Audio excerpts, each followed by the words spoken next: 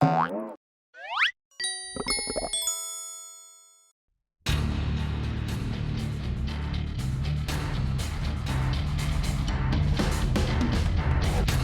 来风急，偏挑灯夜行，星月落尽，回首扬长去。归去来兮，且听风解雨，比你乾坤，眼带笑意。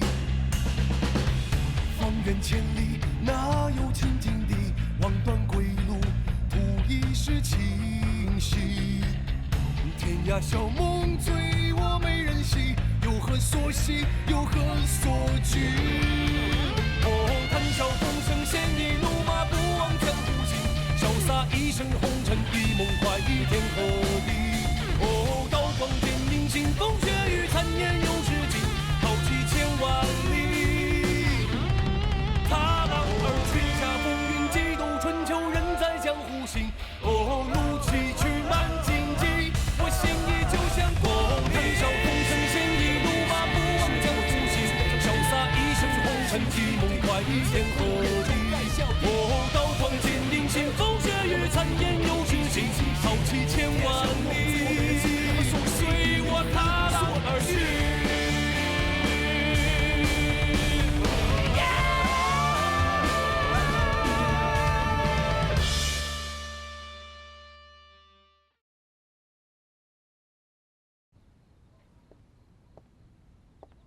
好看，快喝点汤，吃点点心。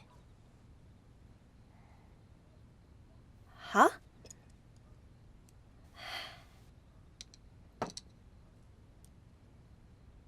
这个是什么？虾饺。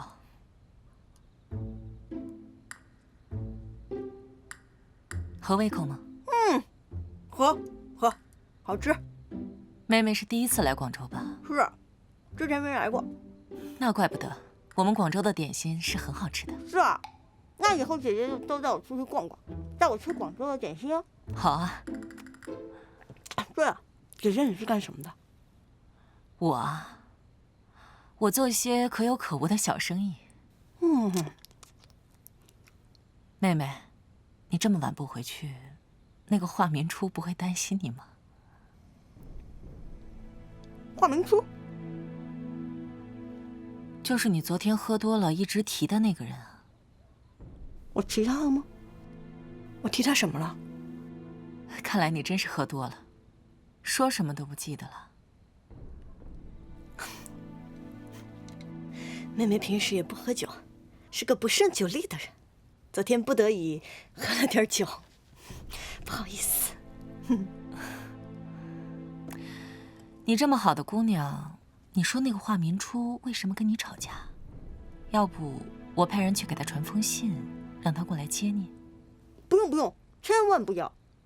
我不想回去，我觉得我在这儿待就挺好的，而且我特别喜欢你，姐姐。我以后我就跟着你干吧，我什么都会，我打杂可厉害了。好啊，那你会什么？喜欢做什么？平时？我会认字儿，我还特别喜欢看一些书画类的。姐姐这里，我觉得一定有很多上了年代的稀世珍品。你给妹妹看看，让我开开眼界嘛。好啊，回头我让人给你拿些过来看看。好。妹妹，姐姐特别好奇啊，那个华明初到底是个什么样的人？哎呀，你老提华明初干嘛呀？他就是一个穷书生，没什么能耐的。没什么能耐，能统领整个外八行吗？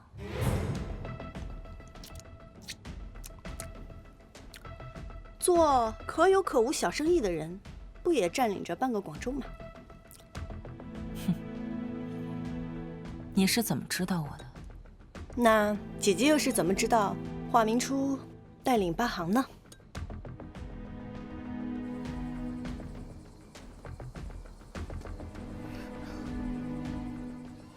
不就是个绘卷吗？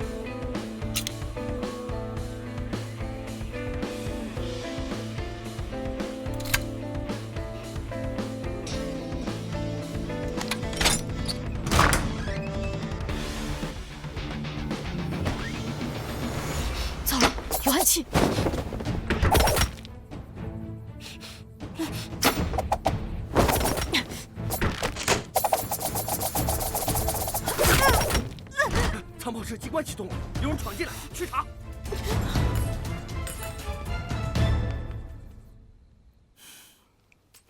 吃。白老板，白老板，白老板，有人闯了仓库。滚！这，是。白老板，您去忙吧，这儿我一个人就可以了。也好，你先吃着。有什么需要随时叫他们。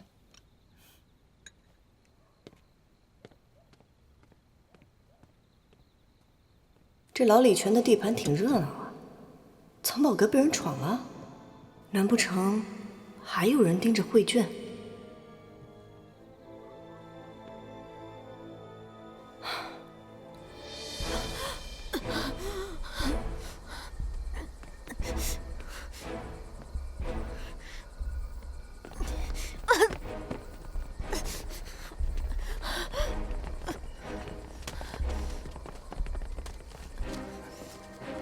分头队，是。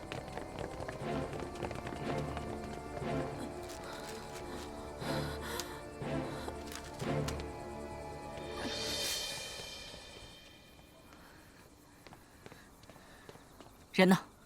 跑了。跑了？你不是说没人能跑得出去吗？中了2针，就算不死，也得躺上3、4个月。白老板放心，藏宝库里一件东西没丢。阿华在。最近有什么新东西入库吗？没有，都是一些旧物。全都给我翻出来。是。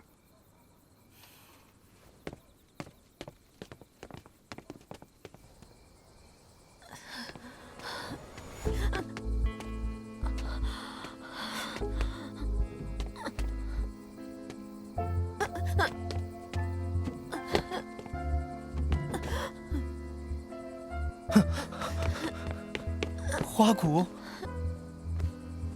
开门！快！怎么这是？来，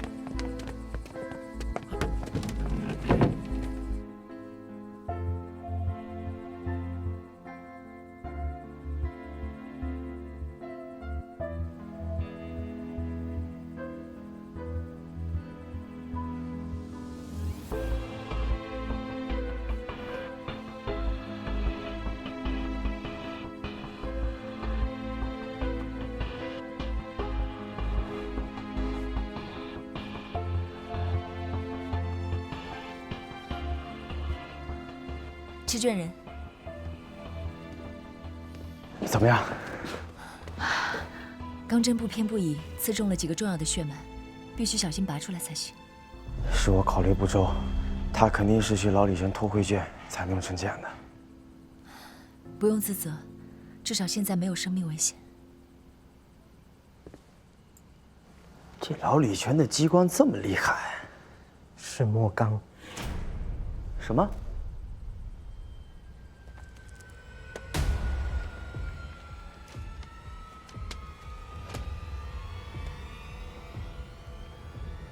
神机弩和莫刚针，原本都是用来隔水定桥的工程器械，绝不可对人使用，都是末班的东西。他们有末班的人？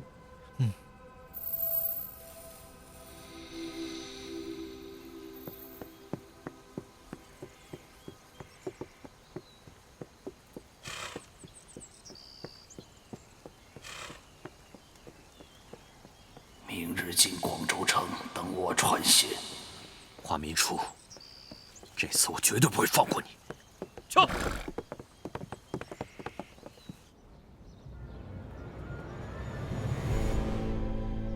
藏宝库没有任何东西遗失，唯有这幅画卷是最新入库的。之前从未有过贼敢闯我们老李泉。这么想来，这幅画卷很是蹊跷。画。我会认字儿，我还特别喜欢看一些书画类的。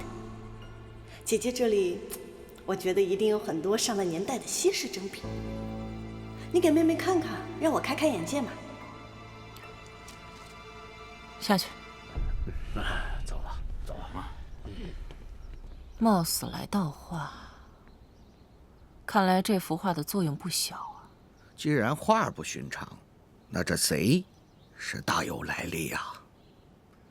冯先生，你的意思是，外八行自古以来以实行者绘卷历代传承，可传说中还有一幅画卷，名为《万山河》，这作用不太清楚。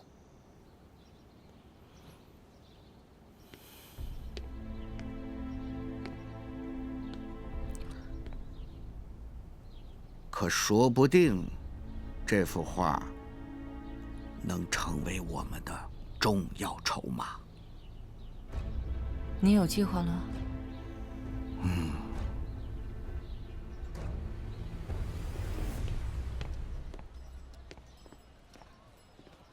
什么表？什么毛病？师傅，说。镇上的情形怎么样了？都好。刚收的表放在抽屉里，你收拾一下。晚辈华明初拜见莫老前辈。我这个破店地方太小，容不得你持卷人的大驾，请回。师傅，前辈，事关余下4行，尤其是末班的安危，请您听我说完。当年你父母的事，我倒也在场，一定要兴师问罪，我一个老头子倒也无妨。晚辈不敢用家事滋扰前辈，只不过这次事情重大，而且与末班记忆有关，还望前辈和末班能够相助。与末班何干呢？小柯说，有人用神机弩伤人。神机弩又死不了人。师傅，神机弩配莫刚针。你说什么？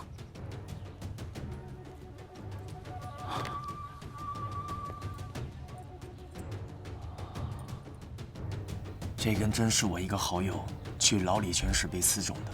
晚辈斗胆问一句，末班是否有和老李泉做过这笔生意？放肆！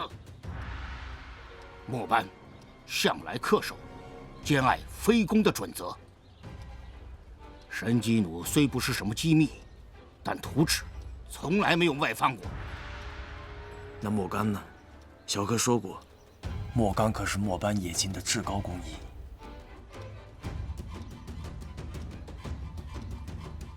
这件事，我会差专人去调查，不有劳持卷人费心了。小叔，送客。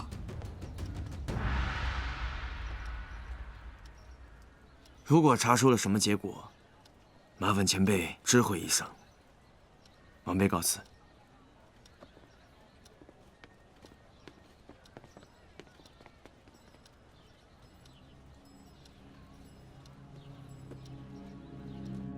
上啊！走啊！这看看，看看这个，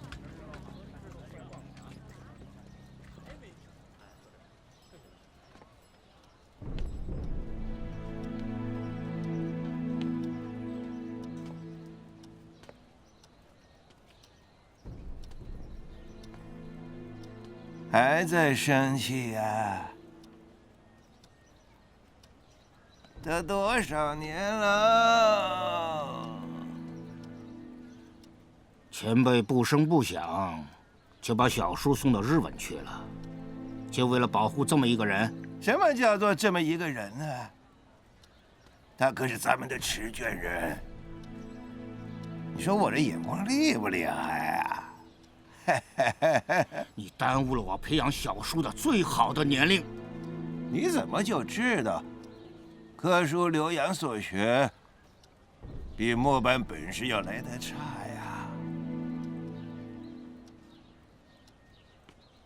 我的眼光一直不差，说实话，你还得感谢我呀。回你的神通牌楼去吧，我这地方太小了。还是个臭脾气。唉，40多年了，末班啊，也该安安稳稳的退出江湖了。大小姐，谛听师汇总情报，一处郊野破屋曾有华玉枝的踪迹，而他最近的行动，往往用一本书籍里的句号作为暗号沟通，说不定这本书就有线索。消息确认吗？谛听师们汇报，确实有疑似华玉枝的人在广州出现过。益阳的溪水姑娘在老李全老板白锦手里，咱们是不是？谛听师该做的就去做，不用问我了。好的。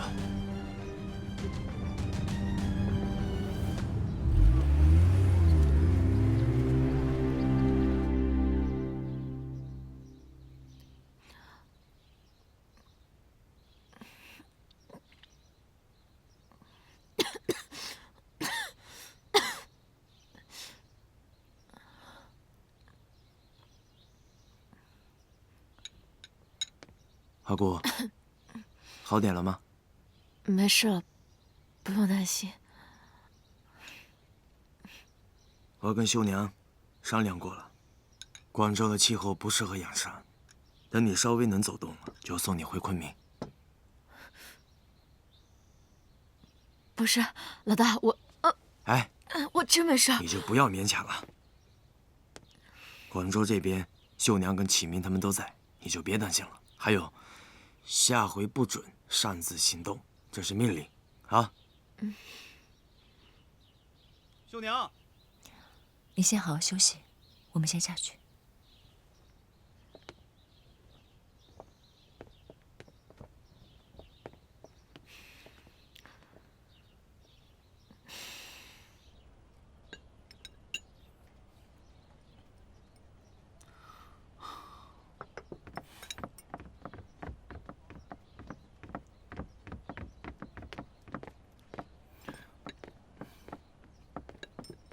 哪儿来的？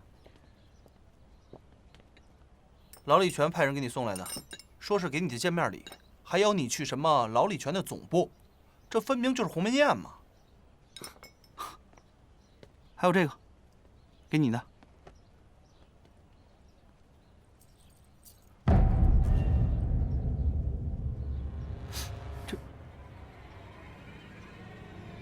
这是溪水姑娘的项链。老李全的总部可不是那么好闯的，池卷人，你万万不能中了他们的圈套。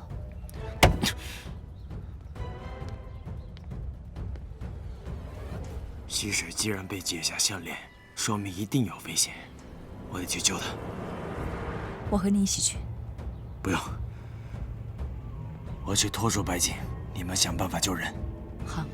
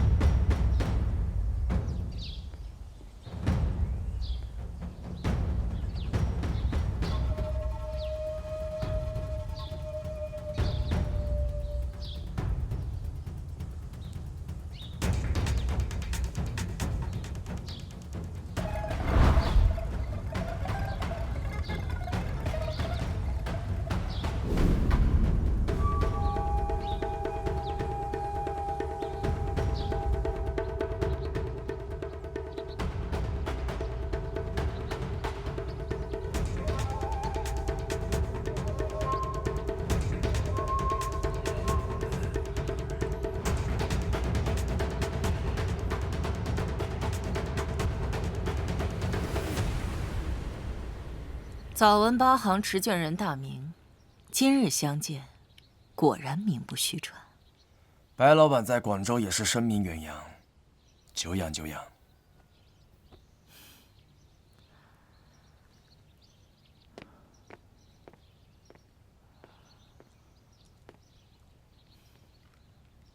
敢一个人来我牢里圈，有气不？你怎么知道我是一个人来的？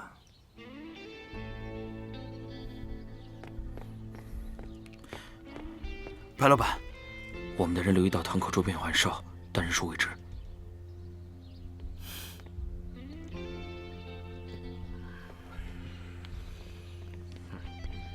请坐。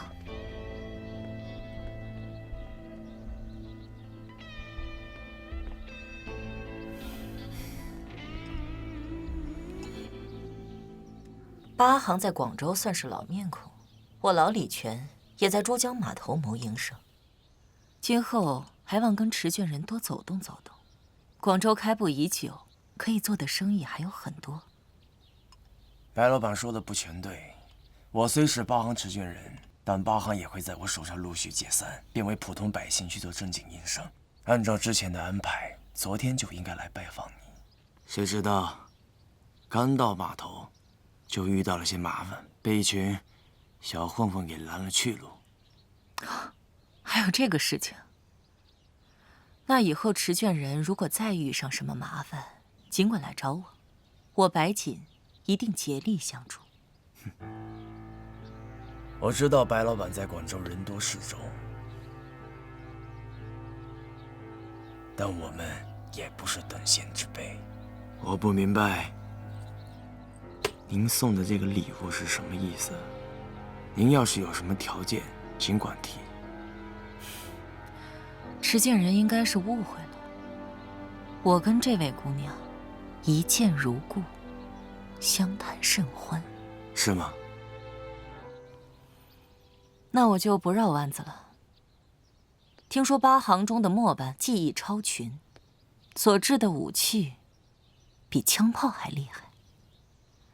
为了对付云门，我想从末班买一批武器。前几日我去拜访了末班，被他们轰出来了。白老板，末班守则向来是兼爱非攻，再加上我这次来广州的目的，本就是让末班退隐江湖。你想让我帮你从他们手里买武器，怕是有点难度。那持卷人就是跟我开玩笑了。你刚来广州，想必末班还未解散。既然八行接听持卷人号令，想从末班买一批武器，那不是你一句话的事儿吗？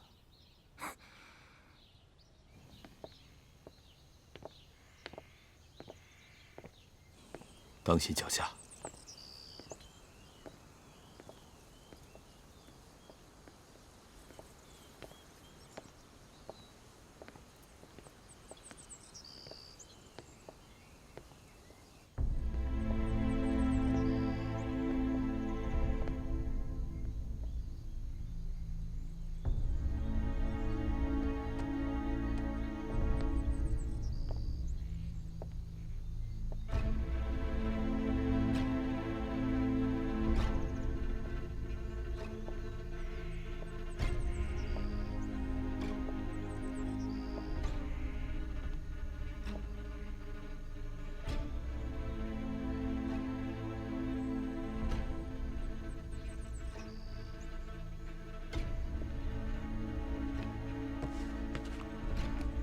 就是他，费加罗的婚礼。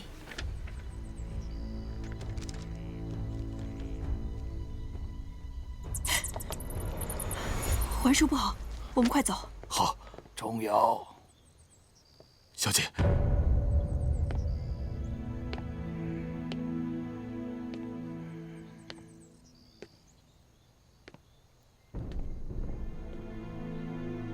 仙流气人见过六耳先生。仙流气人，和少玉太像了，太像了。华玉之，你果然没有死。你总得叫我一声伯父吧？你到底想对小初做什么？不愧是少玉的孩子，从北京开始你就着手调查我。你这个六耳先生着实敏锐，我相信少玉的在天之灵一定会万分欣慰的。你从北京的时候就知道我在调查你？对，全都知情。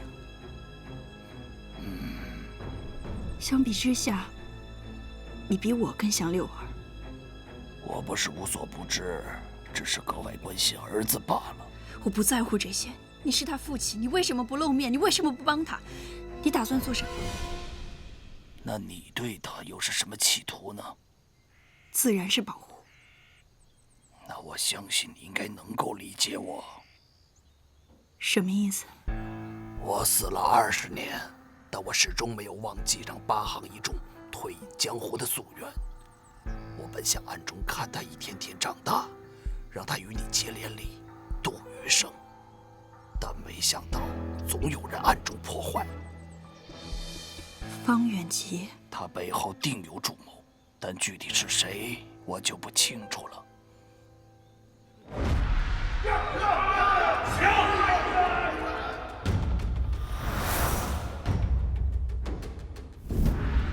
钱青，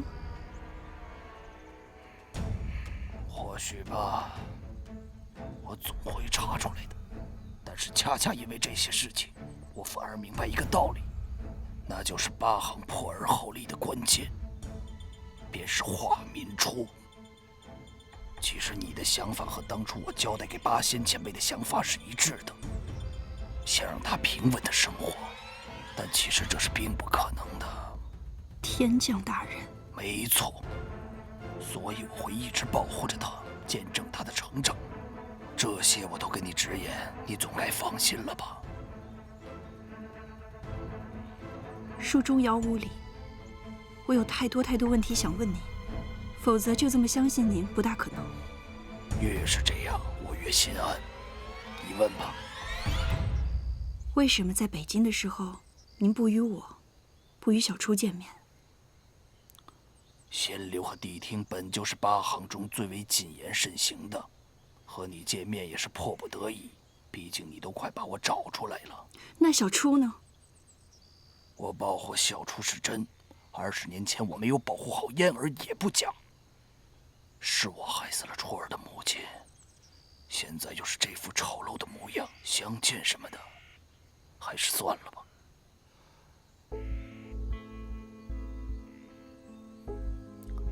被你逼出来也实属无奈。你不要跟小初提起，那我就先走了。请您等一下。当年我母亲把您和柳前辈的事情告诉外八行，那你为什么还要把小初放在我母亲身边呢？将小初放到你母亲身边是八仙前辈的打算。我本以为我会纵身火海，难以脱身。他告诉了我他的想法。八仙前辈知道你母亲对我的情愫，知道他心底的愧疚，了定这一切之后，他断定唯有你母亲才最能保护好初儿。这一步果然不愧是神通风范呢。那我该怎么办？你问我该怎么办？钟瑶当六儿不过6年，还有很多事情不太熟悉。后生可畏，六儿通晓一切信息，我会帮你做决断。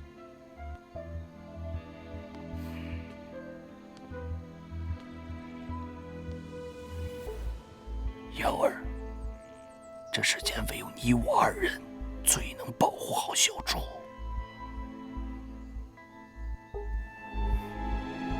好，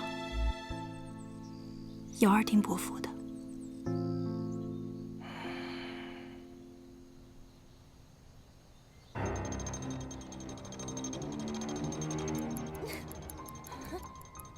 放开我！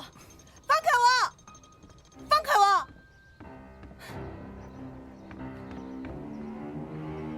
小姑娘，不要白费力气了。末班的手艺，什么时候让人失望过？你不配提末班。我配不配？不是你这丧家义阳说了算的。你，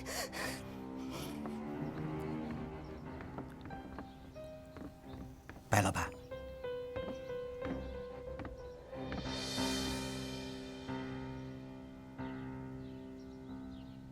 期待吧，你的持卷人要来救你了。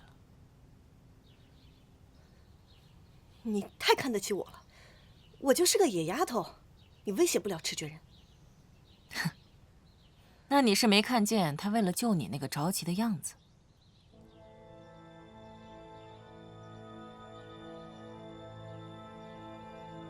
收起你的小心思，等着看我怎么拿你来羞辱他。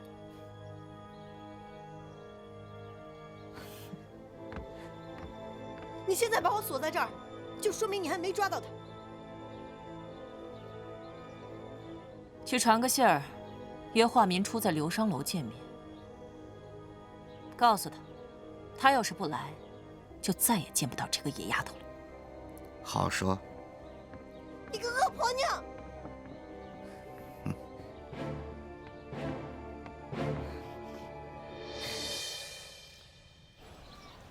谛听传信，老李全已经转移了溪水。他们扣留溪水，是为了胁迫末班，可他不知道莫之山根本就不听我的号令，又怎么会在乎溪水的安危呢？我们已经跟广州的谛听联络上了，只要老李全那边一有动作，就会通知我们。就怕这次营救不成功，溪水只会更危险。姐姐，持卷人，溪水姑娘的本事大着呢。要说她留在老李全出不来，那还有可能；可要说她有什么生命危险，那倒也不至于。那也得赶紧把她救出来。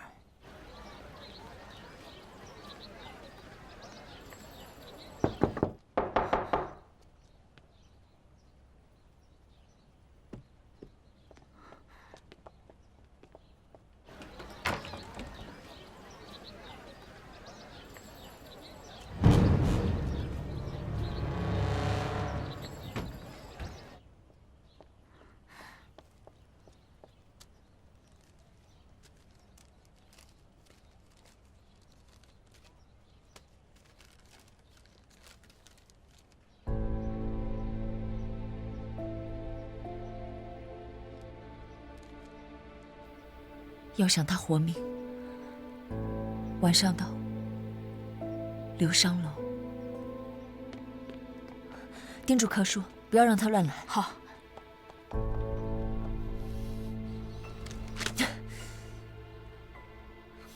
现在怎么办？看来白锦这次要来真的，可是咱们广州的人手根本不够。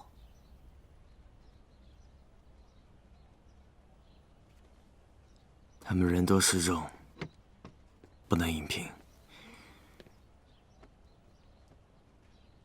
只能取隔山打牛，借力之计。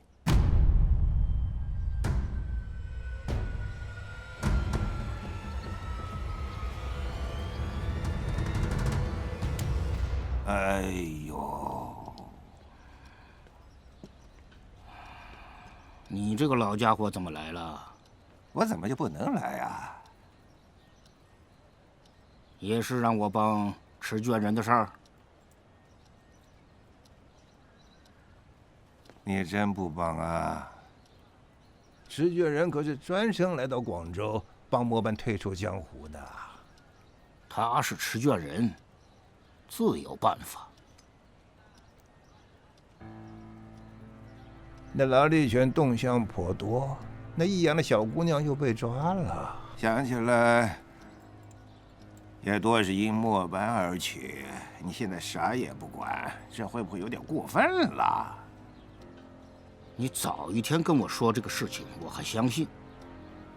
但是前辈，白锦他手里有万山河，你也不必瞒我。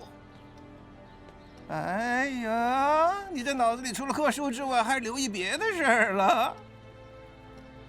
是六儿给过来的消息，估计也是让我帮持卷人。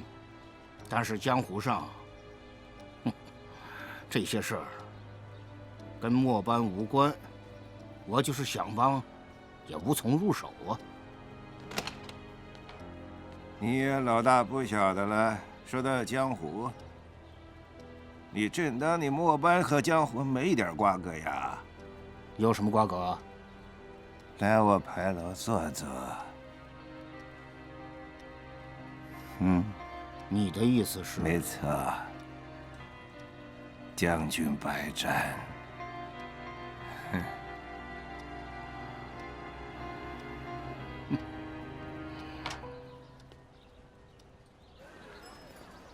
牢里全能掩人耳目的据点，共有12处，这是第7处。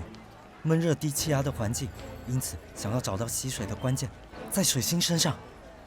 有了，制高点。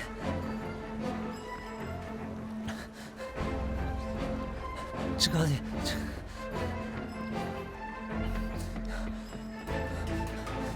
制高点。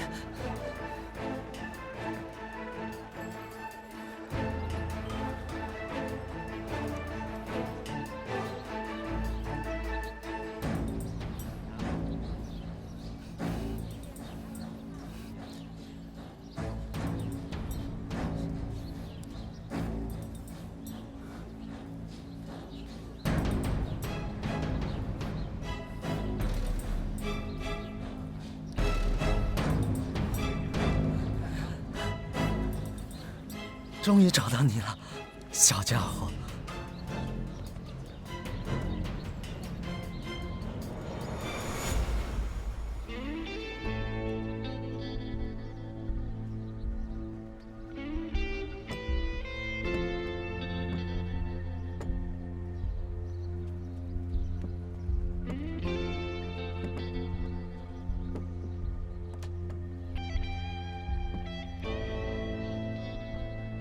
华先生之前走得太急，连饭都没来得及吃吧？白老板请我来不是为了吃饭吧？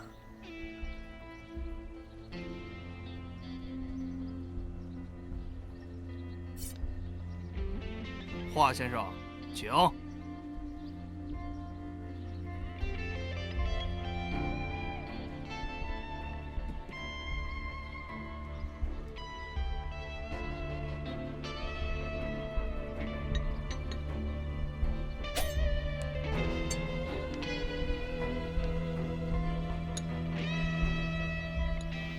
白老板费尽心思的想要得到末班，无非是因为忌惮云门。不如我做个中间人，让大家把误会还有矛盾解开，如何？华先生也是江湖中人，你应该很清楚，和云门的战斗已经见了血。我也要为我牢里全考虑啊。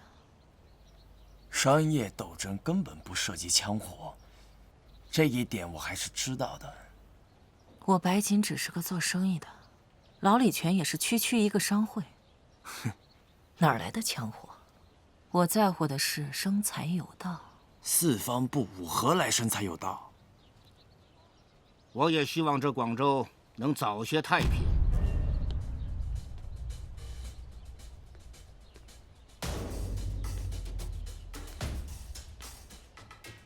晚辈拜见前辈。莫老前辈稀客。持卷人为末班思虑，以兼爱非攻，拒绝了白老板的要求，末班感激不尽。不过匹夫无罪，怀璧其罪。如此时局，末班不再以祖训而偏安一隅。莫老前辈的意思是？我是邀请二位，按江湖的规矩，决一个胜负。如果持卷人胜了，白老板就得交出关押着的益阳行小姑娘。这个方法，甲乙对立，咫尺纵横。白老板想必清楚。您指的是牌楼的百战旗？这百战旗，正是源于我墨班一行，只是后来被神通行借去，规避仇家。没想到后来，在广州演变成了商业纠纷中调解的办法。作为将军百战，为的是要以棋局对弈，取代血腥厮杀。还有这故事？自从我代理老李全到今天，已经有7、8年没对过局了。有意思。赌注呢？墨班。前辈，溪水在他手中，这可算不上对等的赌注。而且我本来是来解救墨班，何必把墨班打伤？石卷人，这回你不再怪我不帮你了吧？我知道你们要什么。我白锦很讲究公平，虽然我不知道这幅画的用处，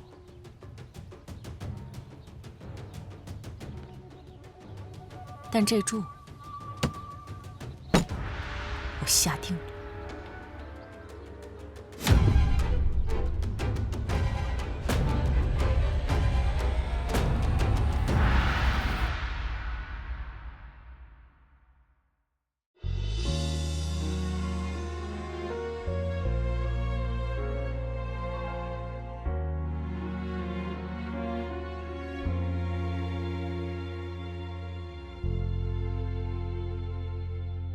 我的心自己听，它轻轻搅动黎明。我痛苦，我高兴，一个人寻找着路径。每次有一些发酸，是悲伤充满了冬天，无法呼吸。只是风而已，风而已，心中轨迹不因时光转移。我自言自语，很默契，兴奋等待那一刻燃烧的时机。看掉的是冬季，是冬季。